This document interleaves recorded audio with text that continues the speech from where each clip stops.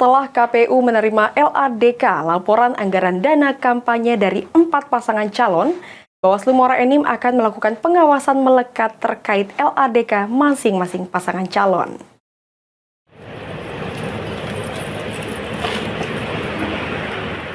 Setelah KPU menerima LADK, laporan anggaran dana kampanye dari keempat pasangan calon, Bawaslu Muara Enim akan melakukan pengawasan melekat terkait LADK masing-masing pasangan calon.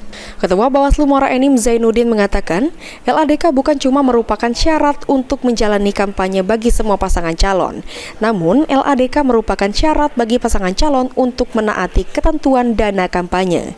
Dengan mendapatkan LADK, setiap pasangan calon Bawaslu akan melakukan pengawasan melekat terkait penggunaan dana kampanye yang sudah tersusun dari LADK setiap pasangan calon agar tidak ada penyimpangan dana kampanye dengan melakukan politik uang saat berkampanye.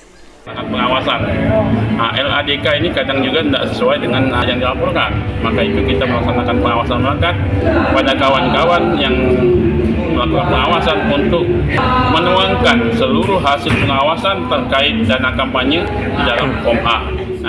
Selain harus menggunakan dana kampanye yang sudah tercantum pada laporan anggaran dana kampanye, setiap pasangan calon dan tim pemenangan akan diawasi pengeluaran dana saat berkampanye.